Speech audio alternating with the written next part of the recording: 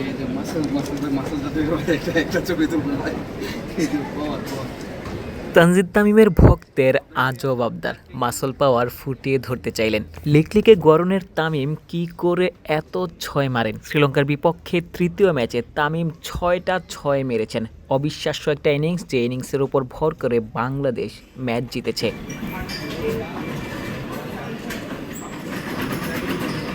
Test কিংবা one day series জিততে না পারলেও টি-20তে সাফল্যের গল্প নিয়েই বাড়ি ফিরছে ক্রিকেটাররা। লাগেজ বোঝাই আনন্দ আর সফলতার গল্প। মুস্তাফিজুর রহমানকে নিয়ে যে সমালোচনা ছিল, মুস্তাফিজ সেটি যেন 2 ম্যাচেই উড়িয়ে দিলেন। ক্যাপ্টেন লিটন কুমার দাস, লঙ্কা সফর লিটনকে ক্যাপ্টেন হিসেবে দিয়েছে 2 হাত ভরে। বাংলাদেশ ম্যাচ জিতেছে, সিরিজ জিতেছে। লিটন সাফল্যের গল্প নিয়েই দেশে ফিরছেন। শ্রীলঙ্কায় ওয়ানডে ক্যাপ্টেন হিসেবে যাত্রা শুরু করেছিলেন মেহেদী হাসান মিরাজ। প্রেমাদাসার 11 ম্যাচের জুজু কাটিয়েছিলেন শরীফুল। টি-20তে ম্যাচ জিতিয়েছেন। দলের পেস বোলিং ডিপার্টমেন্টের প্রশংসা করতেই হয়। মুস্তাফিজ দুর্দান্ত ছিলেন। তানজিম সাকিবও নিজেকে ছাড়িয়ে গিয়েছেন। এই মুহূর্তে অলরাউন্ডার হিসেবে নিজেকে গড়ে তুলেছেন। বাংলাদেশ দলের 2 ফরম্যাটে একেবারেই অটো চয়েস ক্রিকেটার হয়ে উঠেছেন। তাসকিনও ইনজুরি থেকে ফিরে দুর্দান্ত ছিলেন প্রথম ওয়ানডেতে।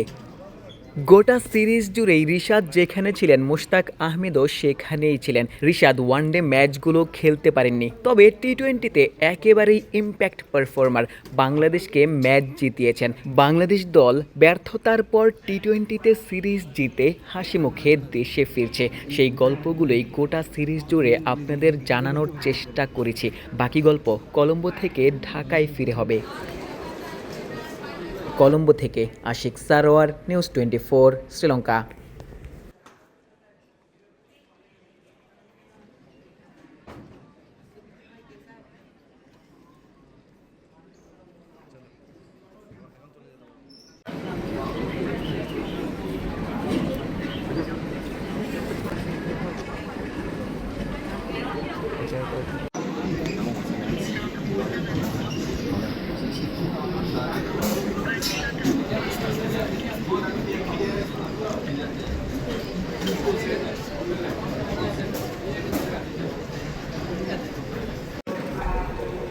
বাইরে আলাই